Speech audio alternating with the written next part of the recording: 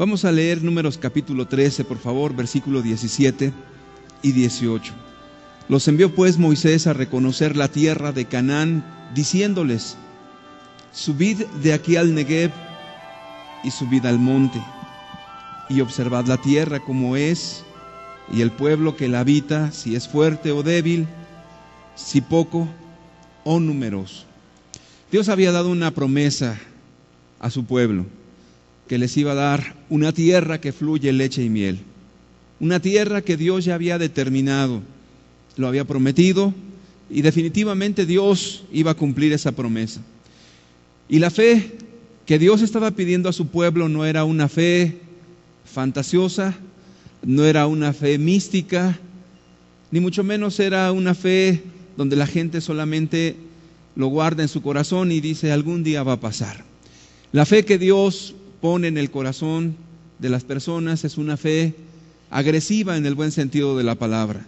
Es una fe que conquista, es una fe que toma riesgos, es una fe que está dispuesto a hacer lo que sea con tal de obtener la promesa de Dios.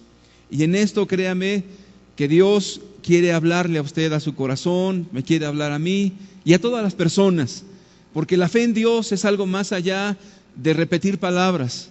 La fe en Dios es algo más allá de un sentimiento, de una fuerte emoción. La fe en Dios es cuando Dios te dice algo y te aferras con todas tus fuerzas, luchas por ello hasta obtener la promesa de Dios. Muchos creen que cuando Dios ha prometido que va a restaurar tu matrimonio es sentarte, cruzarte de brazos y esperar a que venga el milagro de alguna manera y de una forma milagrosa. Muchos otros creen que la crianza, la cuestión de un hogar piadoso, de una familia, es orar mucho a Dios y esperar que Dios haga un milagro en la familia. Pero muchos están viendo el fracaso porque no se dan cuenta que la fe sin obras, dice la Escritura, es una fe muerta. Y si usted quiere que su matrimonio sea restaurado, Dios le ha prometido que lo va a bendecir y Dios le ha prometido a sus hijos, créalo en su corazón, pero esa fe tiene que ir acompañada de obras y de creer lo que Dios va a hacer en su vida. Ahora, déjeme decirle que cuando una persona comienza a caminar con Dios, su vida de fe es activada inmediatamente. Después que usted se ha arrepentido de todos sus pecados, de su vida pecaminosa, de su vida pasada, y cree en el Señor Jesucristo, camina con Él, usted ya no puede vivir de otra manera sino agradando a Dios y creyéndole a Dios. Y yo quiero ponerle dos ejemplos en mi vida, dos ejemplos muy prácticos. Cuando yo creí que Dios me llamó a servirlo, a predicar su palabra, yo tenía dos alternativas. Una era dedicarme a trabajar y ganar lo suficiente y tener dinero para después tener una familia. Y la otra era tener un trabajo a medio tiempo y esperar que Dios supliera mis necesidades. Después de que tuvimos un curso de Biblia durante un periodo de tiempo como de un año aproximadamente, Dios me hizo creer que me invitaba a casarme y que era necesario el matrimoniarme. Pero aquí venía un problema. Para aquel entonces mi trabajo apenas se alcanzaba para suplir mis necesidades personales, no las de otra persona. Entonces yo creí que Dios me estaba llamando a servirle, yo creí que Dios iba a hacer un milagro. Cuando yo le creía al Señor Jesús, di un paso de fe, pues la verdad, las circunstancias, la economía, para nada eran del todo buenas. Entonces creí a Dios y de repente comencé a ver sus maravillas. Una persona me regaló el traje para mi boda, otra persona me regaló unos sillones para mi casa, un amado hermano en Cristo se cambió de casa y me regaló su cama, y de repente vi toda la provisión de Dios a mi vida. Ahora, ¿cómo contradice esto lo que le estoy diciendo de una fe agresiva? En ninguna manera. La fe tiene que ver con la obediencia a Dios. Cuando Dios te dice que te va a bendecir, tú haces todo lo que esté de tu parte y Dios comienza a ayudarte de una forma sobrenatural. Y quiero recordar otra parte de mi vida, porque en todas las áreas debemos de depender totalmente de Dios. Estaba con mi familia en un descanso y de repente mi hijo varón, el único, comenzó a respirar de una manera que se le veían las costillas y a mí me empezó a angustiar esa situación. Inmediatamente fuimos al doctor, mi esposa y yo. El doctor se alarmó y tuvimos que ir al hospital en la ciudad donde nos encontrábamos. Y pasaron a mi hijo a urgencias y le sacaron una placa de tórax. Entonces nos llamó el doctor y nos dijo: su hijo tiene un problema cardíaco serio, su corazón está demasiado grande. Nos enseñó la placa. Y dijo: pero para estar seguros vamos a hacerle otra placa. De hecho, todo eso lo conservo, las 2 placas que le hicieron en ese hospital. Y entonces nos dijeron: su hijo se tiene que quedar en el hospital, probablemente se le tenga que intervenir y la verdad, la situación es grave. Yo quiero dar un antecedente de esto. Yo tuve 3 hijas previamente y yo había orado a Dios por un hijo varón. Después de que vino la tercera de mis hijas, prácticamente como que mi fe tuvo un golpe muy fuerte. Pues dije: yo he orado a Dios y he creído que Dios me iba a dar un hijo y no vino ningún hijo. Cuando platicamos con mi esposa, porque ella era la tercera cesárea, para que finalmente ya no tuviera más hijos, de repente viene ese hijo que tanto había Dios puesto en mi corazón y por cuanto yo había orado a Dios. Pero ahora me estaba viendo en otra situación. Ese hijo por el cual había orado tanto, ahora estaba en una situación muy complicada, pues el doctor me dijo que estaba en riesgo su vida y tenía que quedarse en el hospital. Platicamos con mi esposa y decidimos no dejarlo allí. Los días subsiguientes para mí fueron una batalla terrible. Vinieron unas luchas muy grandes en mi mente. Venían estos pensamientos: bueno, ¿para qué te da Dios un hijo si al final de cuentas se lo va a llevar? ¿Para qué Dios te da ese gozo para luego quitártelo inmediatamente? ¿Cómo es posible que Dios permita estas situaciones? ¿No será que Dios de alguna manera le gusta el sufrimiento de las personas? Y yo estaba orando y pidiéndole a Dios: Señor, no entiendo esta situación. La verdad no comprendo por qué estoy atravesando esto y no entiendo por qué mi hijo a tan corta edad tiene este problema y no entiendo si me lo diste después, Señor, de haber orado tanto tiempo. Ahora las cosas han cambiado tan terriblemente para nosotros. Créame que mis lágrimas eran muchas y yo le decía a Dios: no lo entiendo. La guerra que había en mi mente era muy grande. Y sabe usted, yo no entendí nada, o al menos no lo entendía. Pero en una ocasión, cuando estaba orando a Dios, entendí una cosa. Lo único que pude entender es que Dios es bueno.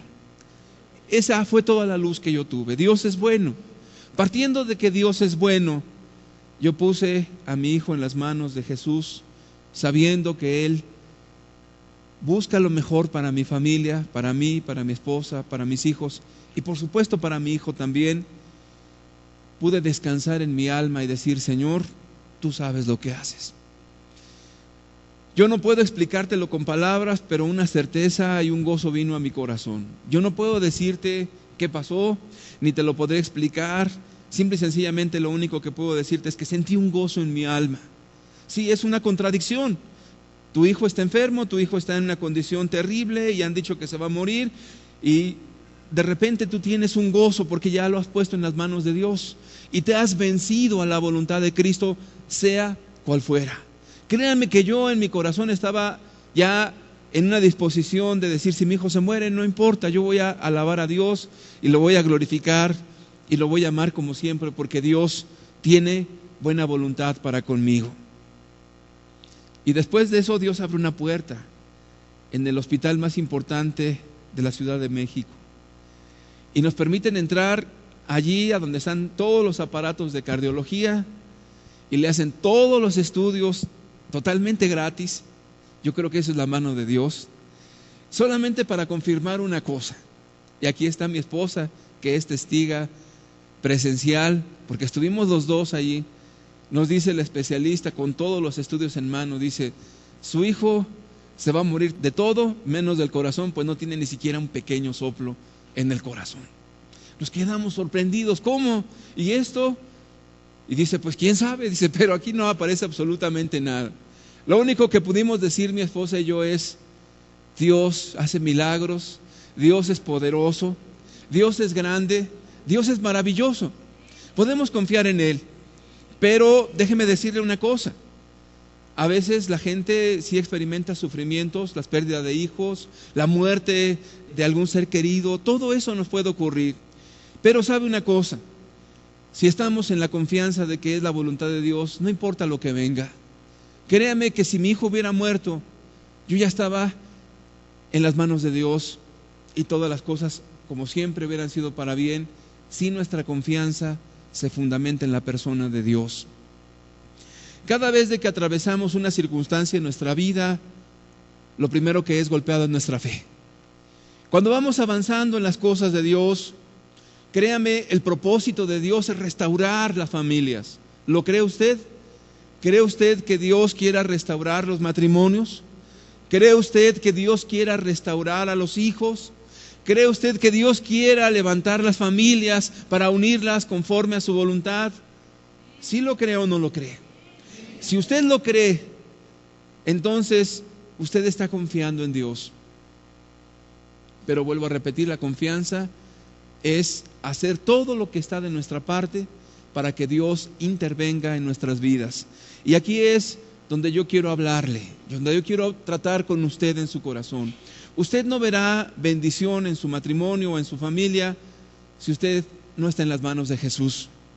Y le voy a decir por qué. Porque hay personas que pueden tener un matrimonio y sus vidas siguen siendo fracasadas porque no tienen esa plenitud de Jesús, no tienen esa vida abundante que Jesús ofrece. Muchas personas pudieran inclusive decir, no, mi familia, estamos juntos. Pero sabe una cosa, la felicidad está en amar a Dios, en tenerlo a Él y amar a nuestro prójimo como a nosotros mismos. Si usted tiene a Cristo, usted tendrá la más grande de todas las bendiciones, primeramente a Dios. Ahora, todas las personas que estamos caminando con Dios, sufrimos ataques a nuestra fe. De repente viene una voz dentro de nuestras mentes o de nuestros corazones diciéndonos, no va a pasar nada en tu familia, nada. Es más, tu matrimonio jamás se va a solucionar. No, lo de tus hijos ya es una cuestión que no va a cambiar en lo absoluto. Ve nada más qué actitudes tienen. Y así viene un pensamiento y otro pensamiento y otro pensamiento. Si usted decide creer ese pensamiento de que nada va a ocurrir en su familia, entonces usted ya ha creído no a Dios, sino ha abierto la puerta a la incredulidad. Dios quiere bendecir. Ahora, la bendición de Dios, conforme vamos a estar viendo en estos pasajes, a veces no es inmediata.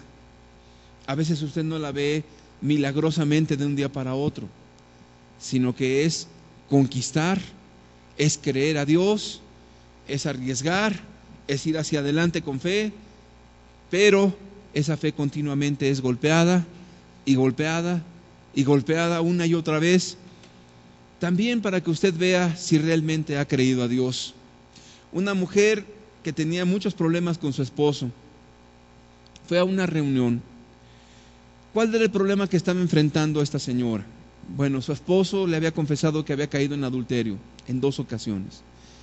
¿Sabe qué es para una mujer que su esposo haya caído en adulterio en 2 ocasiones? Es un golpe terrible a una relación. Toda relación se basa en la confianza. Y el día que esa confianza es traicionada, prácticamente se ha acabado todo.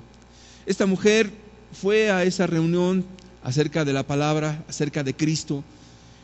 Y lo único que pudo entender de esa reunión es lo siguiente: Dios me va a ayudar a salir adelante. Fue todo.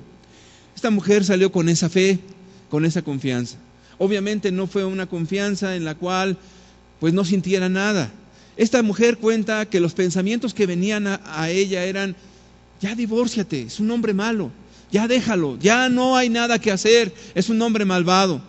y esos pensamientos venían y golpeaban una y otra vez. Esta mujer platica de la amargura que sentía en contra de su esposo, del odio que estaba fluyendo en su corazón en contra de él. Lo veía y su alma era prácticamente envenenada otra vez cuando venían los recuerdos del adulterio de su esposo.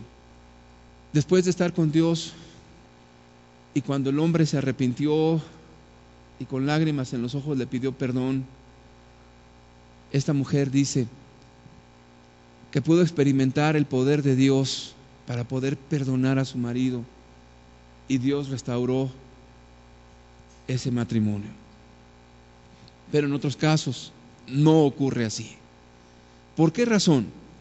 Yo lo único que le puedo decir es que si estamos con Dios, cualquier circunstancia que venga la podremos sobrellevar, si estamos en la certeza de que Dios está con nosotros, de que Dios nos va a bendecir y de que Dios nos va a ayudar en cualquiera que sea nuestra necesidad o nuestro problema. Voy a leer lo que dijo el rey Jorge VI de Inglaterra en la Segunda Guerra Mundial. Y él dijo estas palabras, animó a su pueblo durante la guerra con estas palabras: dije al hombre que estaba a la puerta del patio, dame una luz para que pueda caminar seguro hacia lo desconocido. Y él me respondió, entra en la oscuridad, pon tu mano en la mano de Dios y Él será para ti mejor que la luz y más seguro que un camino conocido. La verdad, la incertidumbre de la vida, los problemas, las situaciones difíciles, yo no sé cuántas cosas pudieran estar viniendo a su cabeza, muchas seguramente. Ahora yo le quiero decir algo, estas cosas vienen a todos, inseguridades, temores, angustias, todas estas cosas vienen a nuestras mentes y sacuden nuestra alma. Pero sabe una cosa, si usted está caminando con Dios, estas palabras de este hombre son ciertas. Dios es más seguro, es más cierto que una luz. Podemos estar confiados, podemos caminar, no importa qué tan densa sea la oscuridad, no importa qué es lo que nuestros sentidos estén percibiendo, no importa nada de eso. Si Dios está con usted, usted puede enfrentar cualquier situación porque está seguro que Dios le va a ayudar en cualquiera que sea su necesidad. Vamos a seguir leyendo ahora Números capítulo 13, versículo 26 al 27. Y anduvieron y vinieron a Moisés y a Aarón y a toda la congregación de los hijos de Israel en el desierto de Param, en Cades, y dieron la información a ellos y a toda la congregación y les mostraron el fruto de la tierra. Y les contaron diciendo, nosotros llegamos a la tierra a la cual nos enviaste, la cual ciertamente fluye leche y miel, y este es el fruto de ella. Vienen y el resultado es, los frutos son magníficos. La tierra que Dios dijo es muy buena. Ahora yo lo quiero comparar con los frutos de una familia. Créame que el tener un matrimonio donde hay amor, todo el libro de Proverbios le dice, mejor es comer legumbres donde hay paz, que donde hay buey engordado con mujer rencillosa, donde hay conflictos, donde hay problemas, donde hay amarguras. Y eso es cierto. Imagínese usted una casa llena de provisiones, una casa donde no hace falta la comida, todo está en abundancia. Pero los pleitos son continuos. La mujer continuamente está insistiendo al esposo que ya no lo quiere y el esposo le falta el respeto. Continuamente hay un ambiente malo, un ambiente donde se faltan al respeto, donde ya no se pueden ver, donde usted cuando está percibiendo a su marido inmediatamente recuerda lo que le ha hecho, donde usted viene a reprocharle una y otra vez todo lo malvado que ha sido él. Y créame, eso es horrible. Gotera continua, dice la Escritura, es mujer rencillosa. Exactamente igual, gotera continua es un varón que está amargado en contra de su esposa. Los reclamos y las situaciones en las que viven son totalmente terribles, son insoportables. Es como si usted tuviera una piedra en la espalda y tratara de conciliar el sueño por la noche, y usted solamente se voltea y vuelve a sentir esa piedra y vuelve a sentir ese dolor y vuelve otra vez a experimentar otra vez ese malestar. ¿Por qué? Porque cuando el matrimonio no está funcionando correctamente, cuando Dios no está bendiciendo ese matrimonio, créame, es gotera continua, es conflicto continuo, es tragedia continua, es pleito continuo, y es una tragedia. Pero cuando Dios está bendiciendo ese matrimonio, los frutos son magníficos. Créame que usted puede tener momentos tan especiales hablando con su esposa, puede tener momentos tan íntimos con ella y tan hermosos, tan placenteros, tan magníficos, que le puedo decir con toda certeza que es un pedazo de cielo en su hogar. Una ocasión decía un predicador, dice, cada vez de que estoy con mi esposa, dice, es como subir hasta el tercer cielo. Cuando yo lo oí dije, no, pues este está exagerando, ¿cómo subir hasta el tercer cielo? Es donde mora Dios. Pero ¿sabe qué? La verdad es que tener una esposa y caminar juntos en el Señor Jesús es una bendición muy preciosa. Es algo magnífico, es una bendición. De verdad se lo digo. Ahora, mucha gente no lo cree porque dice, no, para mí que esto no es cierto. Yo le invito a usted a que tome cualquier esposa de cualquier cristiano, obviamente donde los dos sean cristianos. Vaya usted, tome cualquier esposa, y yo le quiero ponerle a usted ese reto. Vaya y pregúntale, oye, ¿cómo te va con tu esposo? Si los dos están caminando con el Señor como es correcto, pregúntele, ¿cómo te va con tu marido? ¿Eres feliz? ¿Estás contenta? Oye, si te pusieran un marido rico con todos los bienes, ¿te irías con la otra persona? Hágale todos los cuestionamientos, todas las preguntas que usted quiera. Y dígale, bueno, ya, la verdad, dime en serio, ya, en lo íntimo, si hay problemas o no. Y no se lo voy a decir a nadie. Sí, dime, ¿realmente eres feliz o no? Yo le invito a que usted lo haga. Y que compruebe por usted mismo y platique con una esposa cristiana de un hombre cristiano. Hágalo. Hágalo. Cuando usted tome esa plática, una cosa diga: Dios quiere bendecirlo a usted igual, porque Dios no hace acepción de personas. Ahora, si hay un matrimonio que está amándose de esta manera, yo le invito que vaya usted sin que se dé cuenta.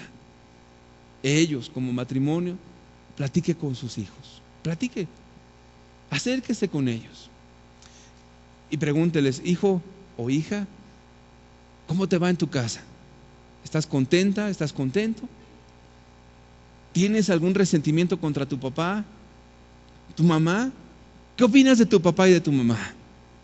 Oye, si te ofrecieran una casa más bonita, con todas las comodidades, pero sin tus papás, ¿te irías allá? Usted pregunte. ¿Por qué razón? Porque estamos viviendo el mundo de las apariencias. Lo que parece, de repente no es.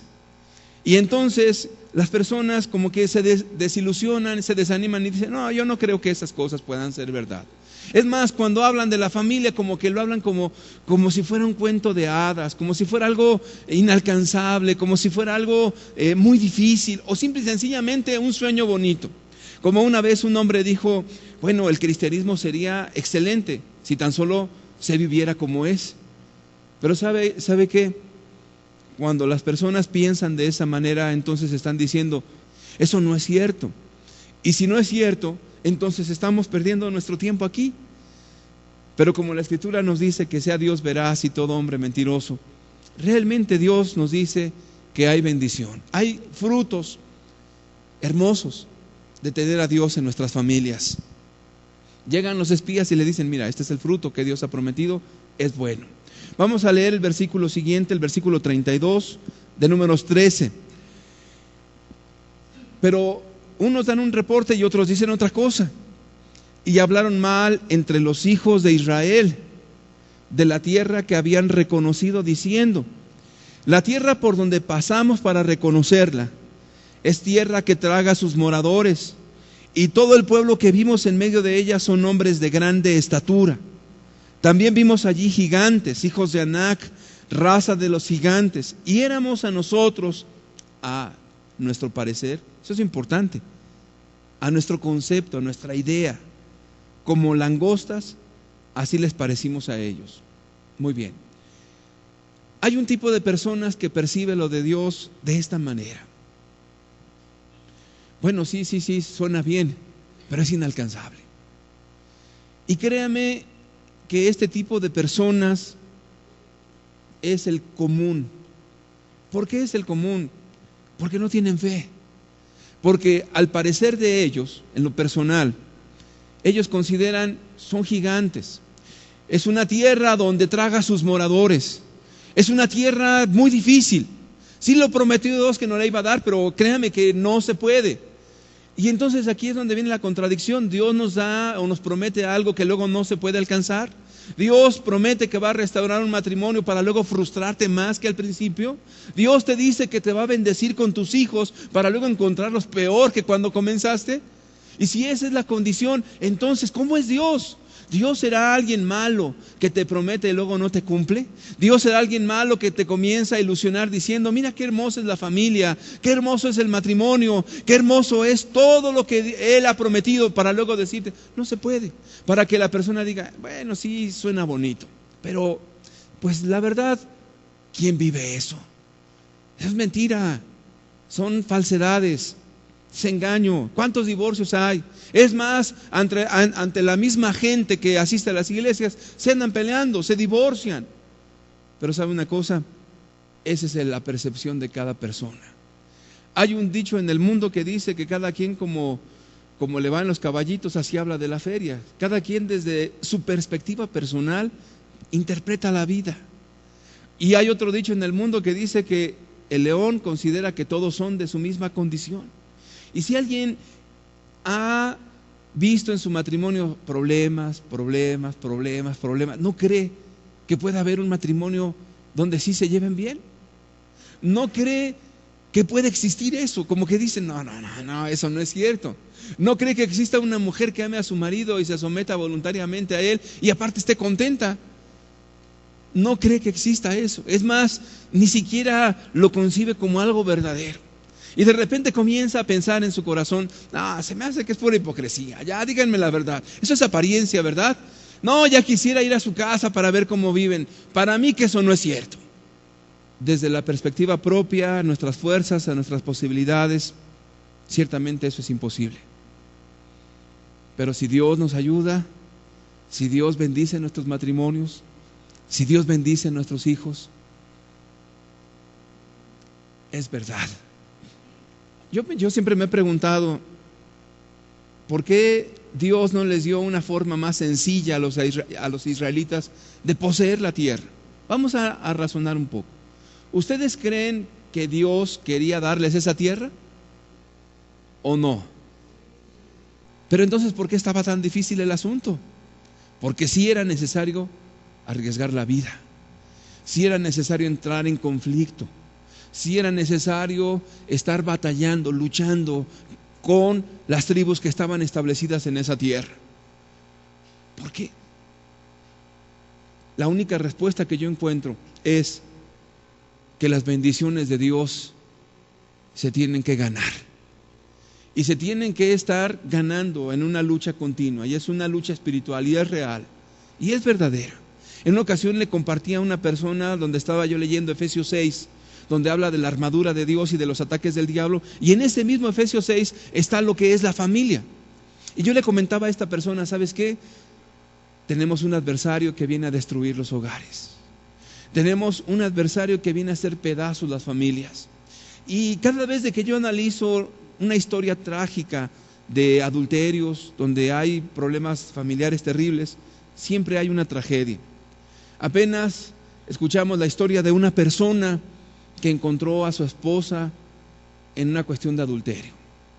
Esto ocurrió en Estados Unidos. Y me decía la persona que me platicaba, dice, qué cosa tan curiosa. Fíjate, a esta persona su esposo la encontró en pleno adulterio. Después de eso, obviamente, ¿qué viene? Pues el divorcio. Y después de eso, la amargura de uno y del otro.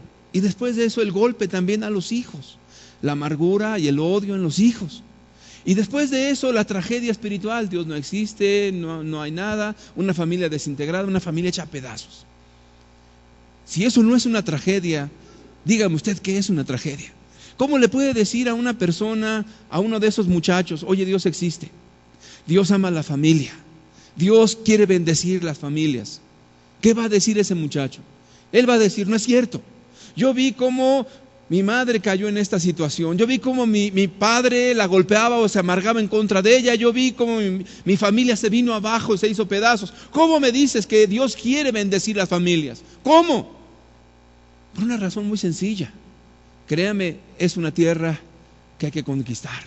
La Escritura nos habla de que Dios prometió una tierra prometida a los israelitas. Y Dios realmente les prometió y Dios se las dio. Sin embargo, para llegar a ella, para pisar en ella, para tomar posesión de ella, era necesario la guerra. Era necesario tener la fe para ir y ganarla y arrebatar lo que Dios ya nos había prometido. No era sencillo, eso es cierto. Ahora, yo cuando le estoy hablando de la cuestión del matrimonio y de familia, yo no estoy hablando de sueños color de rosa, ni estamos hablando de las cuestiones religiosas donde, venga, Dios le va a hacer su milagro, venga, ahorita en este momento todo cambia por arte de magia. No es cierto. Dios, al igual que los israelitas, Dios le ha dado una promesa a usted. Dios va a restaurar su matrimonio, Dios va a restaurar a sus hijos, Dios va a bendecir a su familia. Sin embargo, así como Dios prometió la tierra prometida, pero ellos tenían que tener la fe para conquistar, y ellos tenían que tener la fe para tomar esa tierra y aún enfrentar a los enemigos, quien fuera, necesitaban esa fe. Y necesitaban tener una fe que fuera y arrebatara la bendición de Dios. Pero la gran mayoría dijo, no, eso no se puede, eso es muy difícil, ¿qué te pasa? No, esa tierra traga a sus moradores. No, llevar una relación de matrimonio. Imagínate una esposa diciendo, ¿que yo me someta voluntariamente a mi esposo? ¿Que yo esté feliz ayudándolo a él para que pueda salir adelante? ¿Que yo no esté amargada en contra de él? ¿Que yo sea una mujer feliz en la condición en la que me tiene? No, hombre, yo no voy a vivir de esa manera. Y que un hombre diga, no, que yo tome gobierno de mi casa, que trabaje, que sea responsable, que sea fiel a mi esposa, que ame a Dios, que ame a mis hijos y que persevere en eso. No, es difícil eso. Cuando nosotros pensamos que las cosas son mágicas, no vamos a recibir nada. Cuando nosotros creemos que solamente hay que cruzarse de brazos y esperar a ver qué va a pasar, estamos cerrando. Nunca en la Biblia vemos que la fe actúe de esa manera. Cuando Dios le dijo a Israel, ve y toma la tierra que yo ya te di, como una ocasión decía un predicador, si Dios le va a dar una casa, nada más le va a dar las llaves y te va a decir, aquí están las llaves, ve y nada más abre. Qué sencillo. Yo he visto en la Biblia que cuando Dios te dice, ve, te voy a dar algo, va y te mete a que lo conquistes. Y entonces dices, bueno, ¿me lo da Dios o yo lo gano? Cuando Dios nos da algo es que es algo muy grande, muy grande. Y aquí intervienen dos. Dios y el hombre que tiene fe. Pero son cosas grandes. ¿Qué quiere usted en la vida? Si usted quiere buenos consejos, usted puede escuchar la radio y le pueden dar buenos consejos y ya ahí no va a pasar de ahí. Si usted quiere tener hijos como todos los demás hijos en el mundo, usted puede llevarlos a una escuela y pagar su dinero y ya. Pero si usted quiere la bendición de Dios, es algo más allá que eso.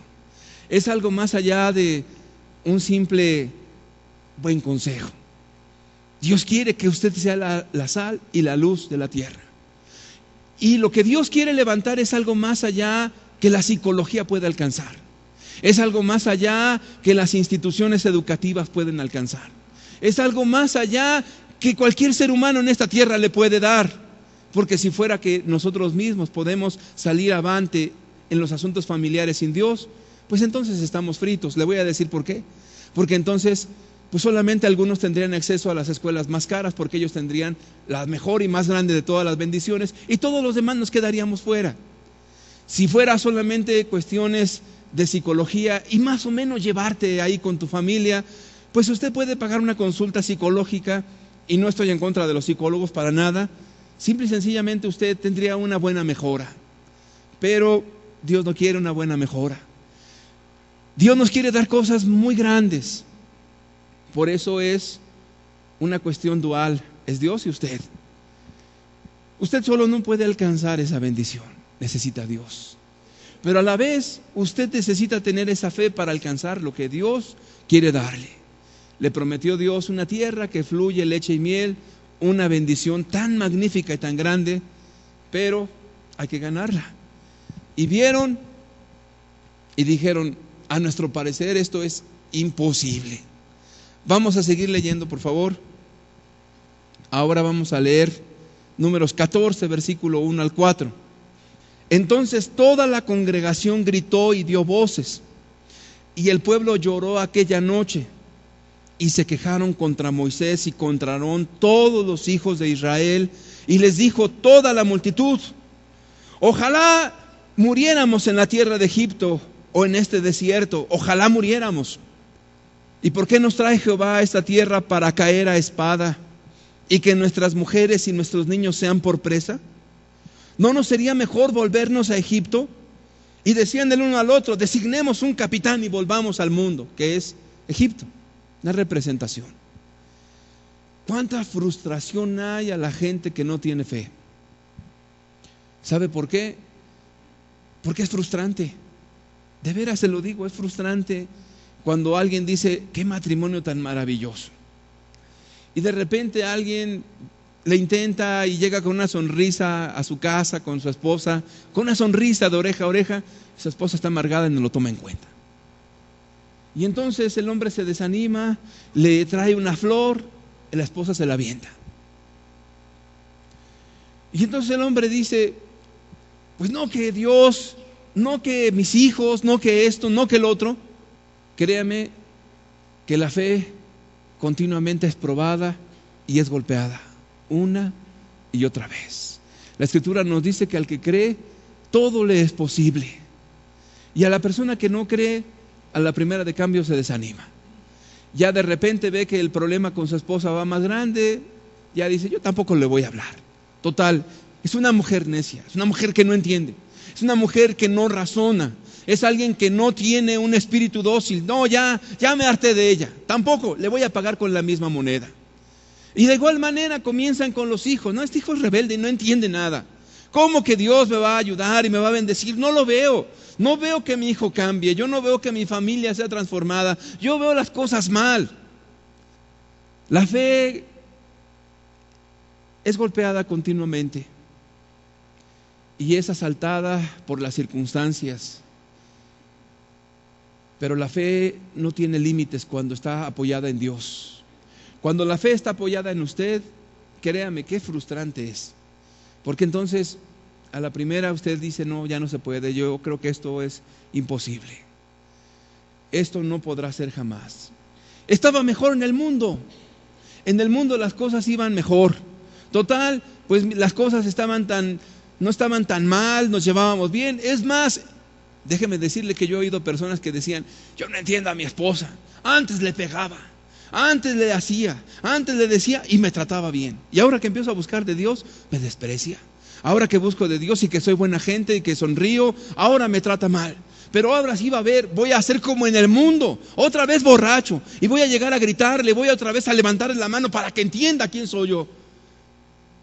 Esa es la persona que continuamente encuentra una pared y ahí continuamente encuentra un golpe y regresa otra vez a lo mismo. Un padre frustrado decía: cuando yo le golpeaba a mis hijos con coraje, a todos los traía en orden.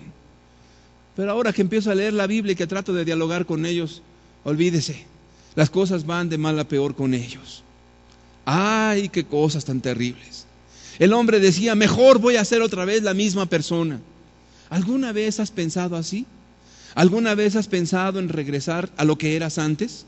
Y decir: bueno, es que antes me iba mejor, es que antes las cosas no eran tan malas, es que antes me llevaba con mi esposa, me iba al baile con ella, y de repente pues aunque teníamos nuestros conflictos, como quiera que sea, nos llevábamos bien, en el baile estábamos contentos. No, cuando mi esposa se vestía con la minifalda y enseñaba la pierna, no me llevaba de maravilla con ella. Pero ahora que empieza a leer la Biblia, que usa sus faldas largas, ya se volvió aburrida. No, ya esa mujer de plano, me llevo mal con ella. Y empiezan a decir, desde que empezamos a buscar de Dios, desde que, ¿sabe qué? Esa es la actitud de una persona que no tiene a Dios. Sin Dios, olvídese, caminar en esta vida sin Dios y aún pensar que estamos en la voluntad de Dios es lo más frustrante que pueda haber en la vida. Ellos dijeron, nos vamos a regresar. ¿Piensa usted regresarse de donde salió? ¿Piensa usted decir, bueno, pues creo que antes no me iba tan mal?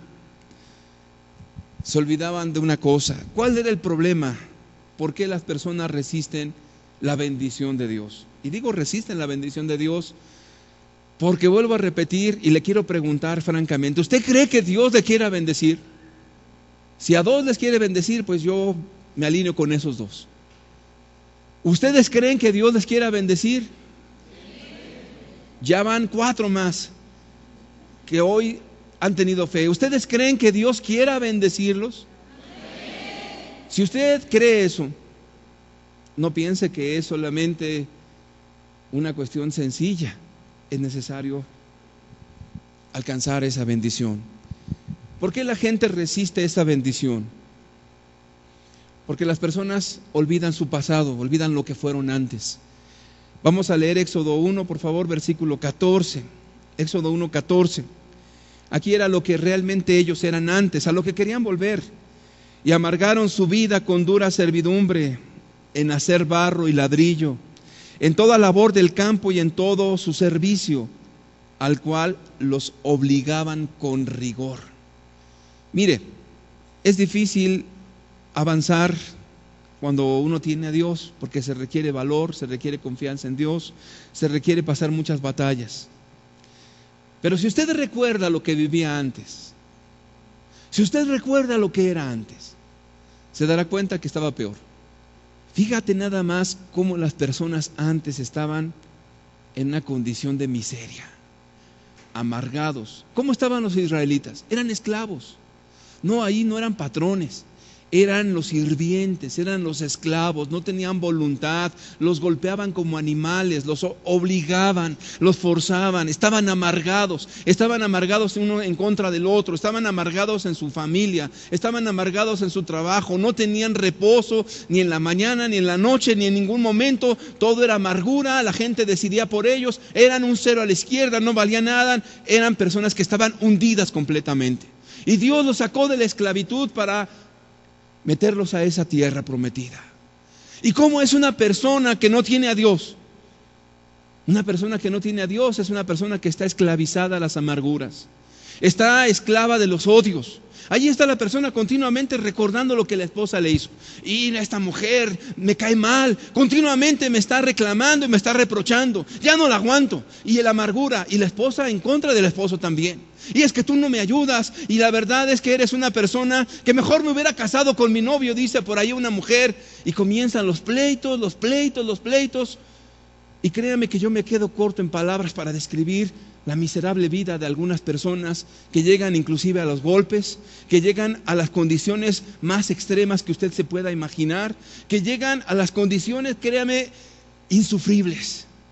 Tanto es que muchas personas se quitan la vida porque no aguantan la miseria de su vida. Y si usted no cree, abra el periódico y empiece a leer usted las notas donde las familias están hechas pedazos. Y si usted no lo cree nada más, miren de alrededor de usted a los vecinos. Vea usted cómo la familia es hecha pedazos continuamente. Vea los divorcios. Vea cómo la gente ya ni se casa. Cómo viven en relaciones de fornicación y luego van cambiando de pareja como cambiar de zapatos. Vea usted cómo las jovencitas se andan prostituyendo. Vea usted la grande miseria que hay en el mundo. Si eso es mejor, créame, entonces, pues ¿para qué buscamos a Dios? Pero era la mentalidad de estos hombres, de estas personas que no comprendieron que ciertamente las cosas de Dios hay que alcanzarlas, hay que tener fe para conquistarlas, hay que arriesgar mucho, hay que poner todo de nuestra parte, pero Dios nos va a ayudar. Pero se olvidaban de la condición miserable que vivían antes, se olvidaban de la tragedia que eran sus vidas. Y yo le quiero decir, acuérdese de su propia vida antes de Dios. Si usted comienza a buscar de Cristo, acuérdese todo lo que usted vivió, los golpes, las malas palabras, acuérdese de todas las adicciones. Cuando hablo de adicciones no estoy hablando solamente de la droga, las adicciones a la pornografía que la gente tiene y que no puede ser libre, toda la esclavitud en su mente y la corrupción que hay en su alma, donde la persona no puede escapar y vuelve otra vez a lo mismo. Créame que es una cuestión horrible. Imagínate a una persona que vive en celos y que continuamente está pensando en lo que su esposo está haciendo o con quién está. Nada más para que usted se dé una pequeña idea.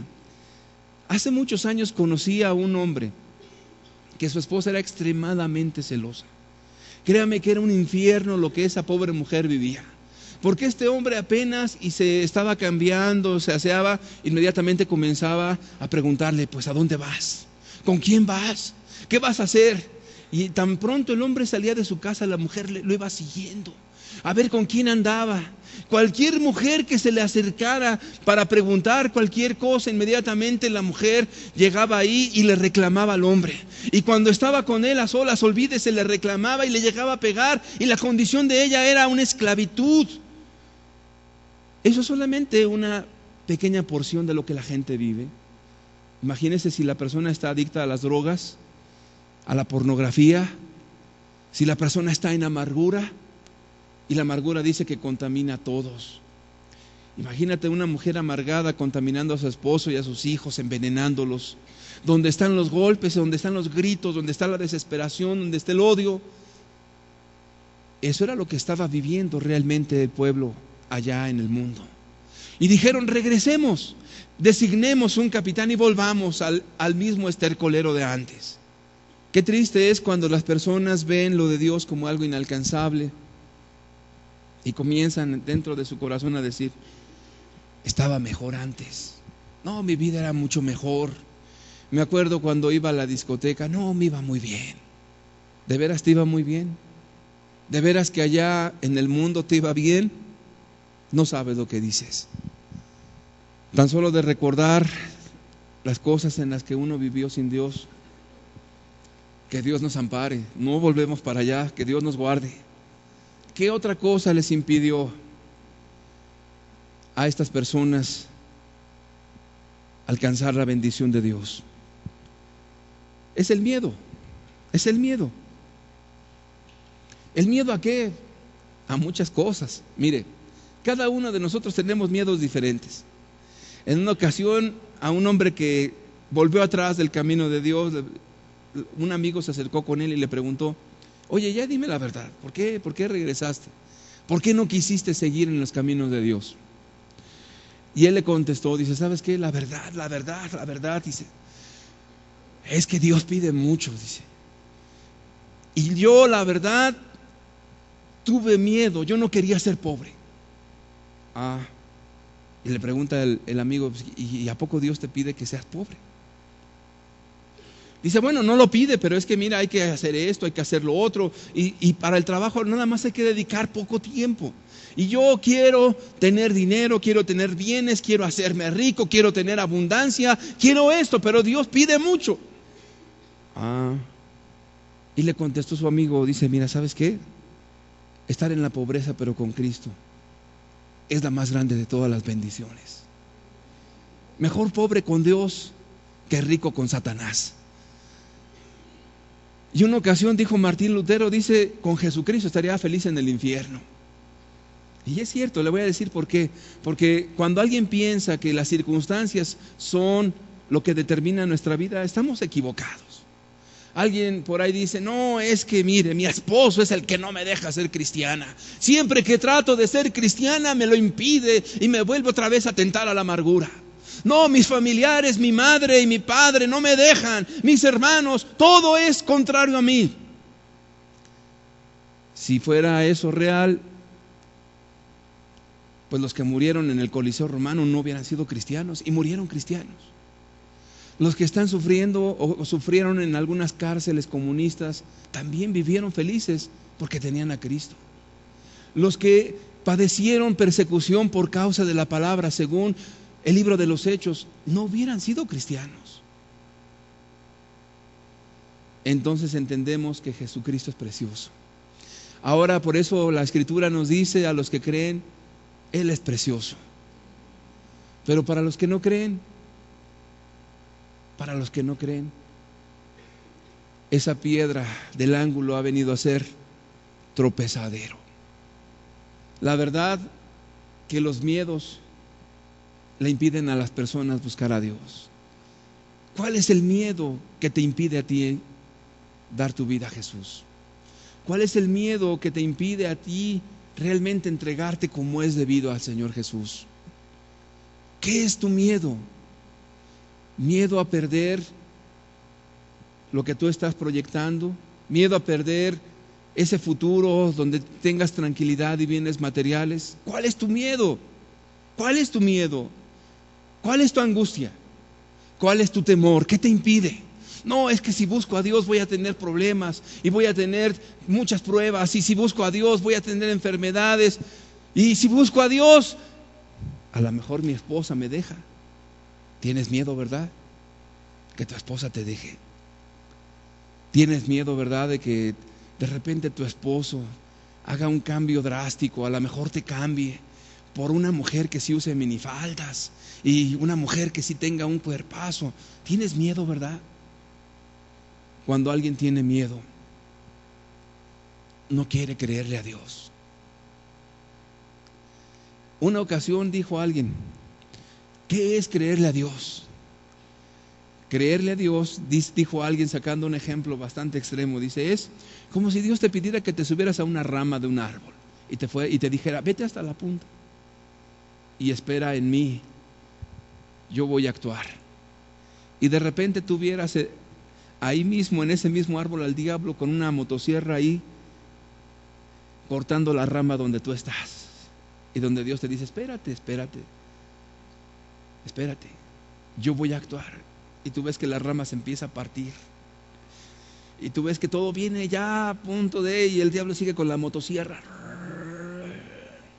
Y de repente cuando tú sigues confiando en Dios, o una de dos, o te lanzas ahí a agarrarte el árbol donde está el diablo, o le crees a Dios en la punta de la rama, y de repente el diablo, y si tú le crees, es más probable que se caiga el árbol que la rama, porque la rama la sostiene Dios.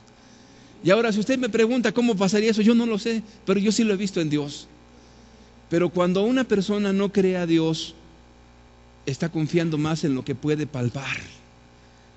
Mi bienestar económico, eso me va a sostener. Mañana se te cae el dinero. La crisis económica está golpeando terriblemente. La recesión económica en Estados Unidos está golpeando a nuestro país también. Y tu cuenta en el banco a lo mejor ya va a la mitad y ni cuenta te has dado. Y a lo mejor dices que tengo bienes, a lo mejor mañana las casas ya no valen. En Estados Unidos ahorita usted puede comprar una casa muy barata. ¿A qué te aferras? ¿Te aferras a que tienes dinero y que ahí va a estar tu seguridad? Se te va a caer. ¿O a qué te aferras, mujer, para no buscar a Dios? Es que si yo busco a Dios, mi marido me va a dejar. Qué terrible que tú estés confiando más en tu vanidad, en tu cuerpo, en tu físico, y estés ahí, y al final tu marido se va con otra. Bastante frustración esa. Lo que no quisiste dejar al final se cae, porque los ídolos nada son. No estoy hablando a los ídolos que están afuera, los que están en el corazón, el dinero, la juventud, la belleza. No sé en qué cosa esté confiando usted. Se te va a caer. No, es que yo tengo un buen trabajo, y porque tengo un buen trabajo mi esposa depende de mí, y por eso ella nunca me va a abandonar. No confíes en eso. ¿A cuántos gerentes sus esposas los dejaron? ¿O no es así? Pregúnteme a mí si no. Hay de aquel que confía en vanidades ilusorias. ¿Cuál es tu miedo? ¿Cuál es tu miedo? El diablo sabe manejar muy bien los miedos. Los maneja bien, porque a cada persona le tiene un miedo especial. Si él tiene miedo de que el esposo lo deje, con eso te trae el diablo siempre. No, mira, si tú buscas de Dios, vas a tener que usar las faldas largas. No, y tu marido se va a encontrar una que use faldas cortas. Y ahí te trae el diablo. Y si eres hombre y le tienes miedo a que un día tu esposa te engañe, y te trae el diablo, te va a engañar y no sé qué. Y ahí andas atormentado creyéndole al diablo. Y empiezas tú a hacer cuanta cosa hay en tu corazón, pero no puedes confiar en Dios. Qué terrible. El miedo es desastroso a las personas que no quieren creer a Dios. Súbase usted a la rama, a la punta de la rama. Ahí está el diablo ya con la sierra. Y Dios te ha dicho: yo te voy a sostener, yo voy a bendecir, yo voy a guardar tu matrimonio, yo voy a bendecir a tus hijos. Y está el diablo. Y llega tu hijo y te dice: yo ya no quiero ir a la iglesia, mamá, no me interesa lo de Dios. Y el diablo sigue cortando la rama. Y mamá, aparte, la verdad, ya me hartaste con todas tus cosas religiosas, ya no quiero saber nada. Y siente la mujer, y de repente el diablo le empieza a decir: ¿ya ves? Si le dejaras ver algunos programas, si le dejaras que hiciera lo que quisiera, es más, que fuera a las fiestas que quiera, nada más ponle un horario. Y empieza el diablo a moverte al miedo, y entonces ya no confías en Cristo. Qué terrible. Y entonces las cosas se vuelven horribles. Una mujer que asistió a una iglesia, no era cristiana, empezó a buscar de Dios, platicó conmigo y me dijo: tengo miedo de que mi novio me deje. Le dije: no tengas miedo, ya lo perdiste, porque Dios no quiere que tengas novio ahorita, quiere que le busques. Ya, quítate ese miedo. Pero fíjese, de repente después la muchacha esta llega llorando. ¿Qué te pasó? No, es que tengo miedo de que me deje mi novio. Le digo: quítate ese miedo. No, dice, pero es que tuve que tener vida sexual con él, porque si no me deja. Le dije: mira, eso está perdido desde antes. Y cierto, pasó un mes y el hombre la dejó. Dice la Escritura que lo que el impío teme, eso mismo le vendrá. ¿Quién es un impío? Un impío es aquel que hace pecado, es aquel que no cree en Dios, es aquel que no tiene a Dios en su corazón. Lo que el impío teme, eso mismo le vendrá. Tenía miedo de que el hombre la dejó. Tenía miedo de que su dinero se le acabó. Tenía miedo de que su familia se le desintegró. Confía en Dios. Él es el único que nos sostiene. Él es nuestra confianza. Imagínate si Dios sostiene el universo con todos los planetas y las galaxias que hay. Si por Él todo existe, pues yo estaría mal si confío más en el Banco Mundial que en Dios, porque al Banco Mundial lo sostiene Dios. No, pues yo estaría mal si confío en mi juventud, porque al final de cuentas todos vamos a envejecer, pero Dios nos da vida eterna. Él sostiene todas las cosas en su mano, todas las cosas. Qué terrible es que la gente por miedo ya no busque a Dios. ¿Cuál es tu miedo? Esta gente por miedo no siguieron a Dios. Pero hubo alguien que sí creyó a Dios. Josué sí creyó al propósito divino. Josué dijo: yo y mi casa serviremos a Jehová. Josué y Caleb, dos hombres, creyeron a Dios. Los demás espías y todo el pueblo no creyeron a Dios. Entonces algo me dice a mí la razón, que es más la gente que no quiere creer a Dios que la gente que está dispuesta a creer en Dios. Al final del camino, Dios bendijo a esos dos y toda aquella generación no entró a la tierra prometida. ¿Por qué razón? Porque créame que hay veces que las personas quieren confiar más en lo que pueden percibir sus sentidos temporalmente. Y el cristiano con los ojos de la fe puede ver más allá. Por ejemplo, hay personas que pueden iniciar un camino tan diferente, uno de Dios y otro del mundo. Llega una persona y dice: bueno, yo de Dios, y de repente vienen sufrimientos y la familia te dice: ya ves, por buscar de Dios tienes sufrimientos. A lo mejor no te va bien económicamente, la gente te dice: ya ves, mira, tu hermano ya logró esto. Mira, tu pariente ya hizo una empresa, ya hizo una fortuna. Mira, hasta tu abuelita se sacó la lotería. Y tú vas en ese camino y las cosas de mal, más difícil, más difícil y más difícil. Y de repente alguien entra por el camino ancho, que es el camino que va al mundo. Y ya ves, mira, ya con lo que ganó en la empresa, quién sabe cómo, ¿verdad? Ya se compró un automóvil nuevo. Y de repente, pues quién sabe cómo, ¿verdad? Ya también se compró una casa. Y mira, sigue avanzando. Y pareciera que le va mejor. Y a aquel le va peor. Aquel que va en el camino de Dios le va peor. Y este le va mejor y le va mejor. Y todo el mundo comienza a decir, ya ves, ese camino no conviene, este sí. Pero Dios, que todo lo sabe, porque es omnisciente, al final del camino nos vemos las caras. Le voy a decir por qué. Porque es un camino estrecho el de Cristo, es cierto, pero te lleva a la eternidad. Este es un camino ancho, sí, cierto, también. ¿Y qué crees? También te lleva a la eternidad, pero al infierno y al lago de fuego y a la desgracia. ¿De qué aprovechará el hombre, dijo Jesús, si ganare todo el mundo y pierde su alma? Qué terrible que en esta vida la gente vivió para sus placeres, para los bienes materiales, y al final se perdió con su familia. Y la tragedia fue grande. Ahora, unos hasta allá la alcanzan a ver, pero otros de repente comienzan a ver, lo pescaron en el fraude, a la cárcel. De repente el negocio se vino abajo, la crisis económica, usted sabe, porque de repente el mundo tiene tantas ilusiones y tantas cosas que te va atrayendo por la ilusión, como esa mujer que su propio marido la encontró en adulterio. Imagínate la ilusión de un hombre más joven que la aprecia y la mujer se entregó a otro hombre. Ahora no, ni aquel ni el otro, ni su familia, ni sus hijos, ni nada. Así es el diablo. ¿Cómo te ilusiona? ¿Cómo te pone las cosas tan maravillosas diciéndote, no, si tú vienes para acá, mira, vas a tener todo lo que quieras?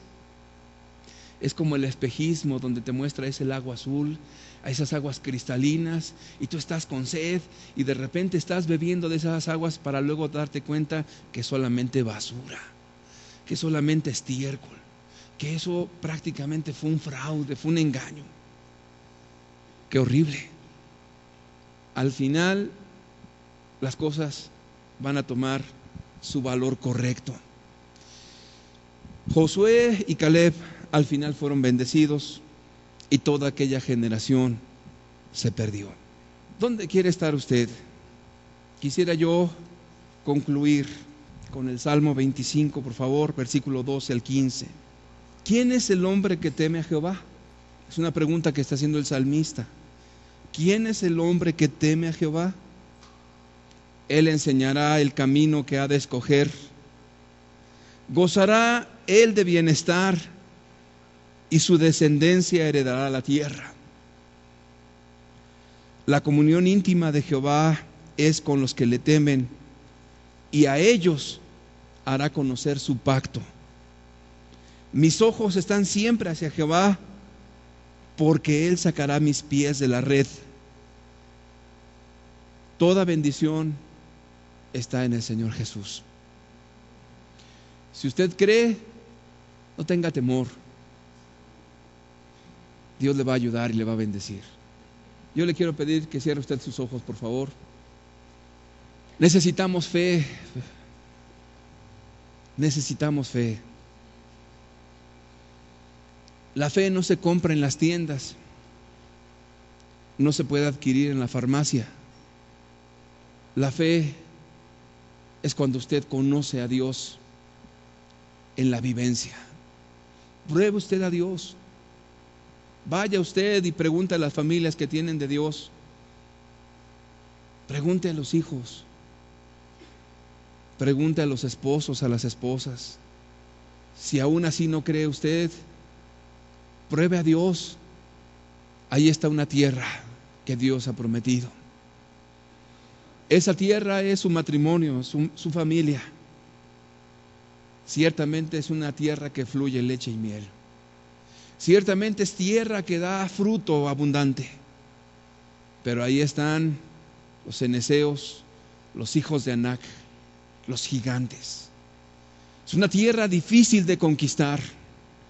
porque el diablo se opone a todo lo que es de Dios, y a su parecer,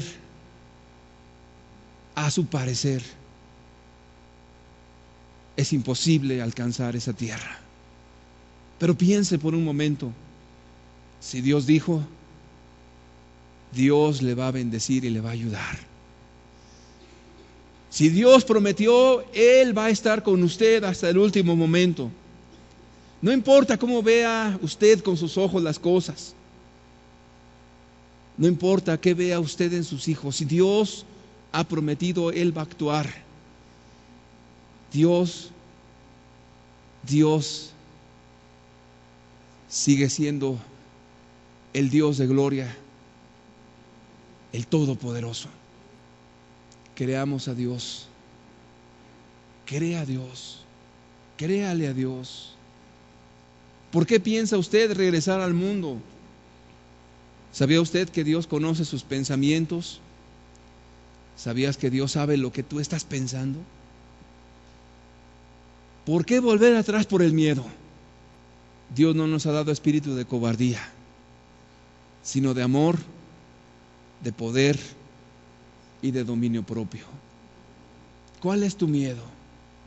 Entrégaselo a Dios. ¿Tienes miedo que tu esposa te deje? Entrégaselo a Dios. ¿Tienes miedo de que tu esposo te abandone por buscar a Cristo? Pisotea ese miedo. ¿Tienes miedo de que tus hijos, por causa de amar a Dios y hacer las cosas justas en casa, se van a ir? No tengas miedo. Dios tiene en control. Dios tiene todo en control. Súbase usted a esa rama donde Dios le dijo y espere en Dios. Y aunque sienta que el diablo ya está con la motosierra cortando, Dios tiene cuidado. Y si usted no lo cree, vea cómo en la Escritura el pueblo ya estaba entre el mar y entre el ejército de Faraón. Ya no había escapatoria, pero estaban ahí por la voluntad de Dios, y el mar se abrió y pasaron como en tierra seca por la voluntad de Dios. Y entonces, cuando pasó el ejército de Faraón, se cerró otra vez el mar. Eso es verdad hasta el último momento, ¿no es así? Dios está viendo su fe hasta el último momento. ¿Ya siente usted la navaja en el cuello? Dios actúa cuando usted permanece en fe. No importa qué es lo que esté percibiendo. Si Dios está con usted, ¿quién contra usted? Padre, te damos gracias porque tú eres el Dios del universo. Tú no eres un Dios de yeso, ni de palo, ni siquiera de oro, de plata. Tú eres el Dios que hizo el universo y todas las cosas que en ellos hay. Señor, tu mano sustenta todas las cosas, y todas las cosas por ti subsisten, Señor. Tú, Señor, has prometido restaurar los matrimonios, las familias. Lo creemos en ti, Señor. No en una fe pasiva, no en una fe, Señor, que no hace nada, sino en una fe que tiene el valor, en una fe, Señor, que arrebata esa promesa, en una fe, Señor, en la cual, Señor, nos mandas a luchar por nuestro matrimonio, nuestra familia. Tu bendición, Señor, sea con nosotros. Quita los miedos, quita las angustias, las ansiedades, Señor, que podamos contemplarte, que podamos tener ese mismo espíritu de Josué y de Caleb. No queremos ser como aquella generación incrédula, Señor, como toda esa generación que se perdió, que estuvieron dándole vueltas en el desierto, Señor, porque no tuvieron fe para entrar a la tierra que Dios ya les había dado, Señor. ¿Por qué darle vueltas a lo mismo? Si tú ya nos has dado la tierra por heredad, Señor. Porque tú has dicho que en ti serían benditas todas las familias de la tierra. Tú nos has dicho, Señor, cree en el Señor Jesucristo y serás salvo tú y toda tu casa. ¿Por qué dudarlo, Señor? Danos esa actitud de fe para ganar, para conquistar, para seguir. En el nombre de Jesús, que así sea, Señor.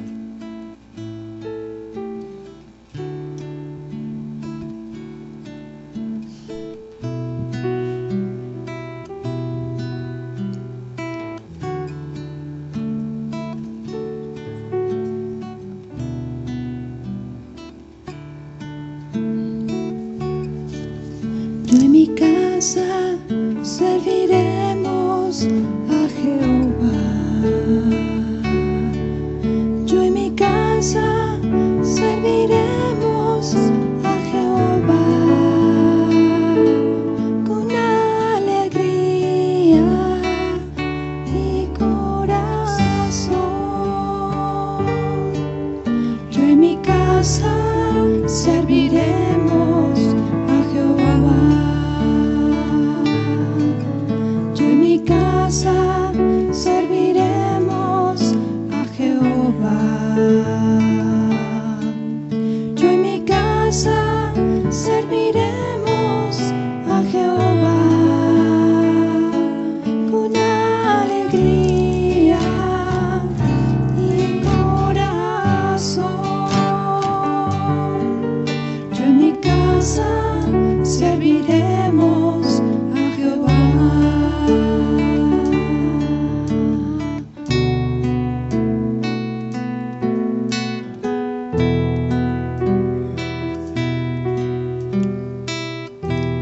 Dios no nos trajo hasta aquí para volver atrás. Nos trajo aquí para poseer la tierra que nos dio. Dios no nos trajo hasta aquí para volver atrás. Nos trajo aquí para poseer la tierra que nos dio. Y aunque el gigante se encuentre allá, yo nunca temeré. Y aunque el gigante se encuentre allá, yo nunca temeré. Nos trajo aquí para poseer la tierra que nos dio. Nos trajo aquí para poseer la tierra que nos dio. Dios no nos trajo hasta aquí para volver atrás. Nos trajo aquí para poseer la tierra que nos dio. Dios no nos trajo hasta aquí para volver atrás. Nos trajo aquí para poseer la tierra que nos dio. Y aunque el gigante se encuentre allá, yo nunca temeré. Y aunque el gigante se encuentre allá, yo nunca temeré. Nos trajo aquí para poseer la tierra que nos dio. Nos trajo aquí para poseer la tierra que nos dio.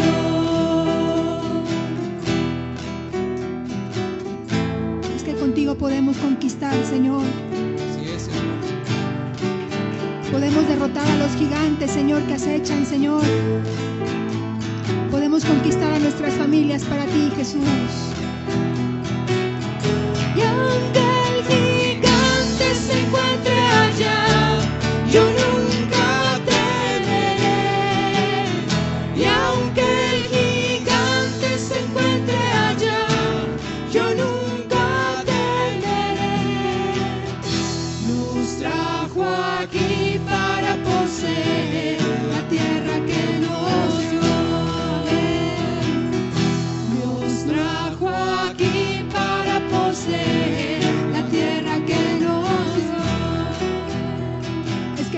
promesas para nosotros y para nuestra casa, Señor.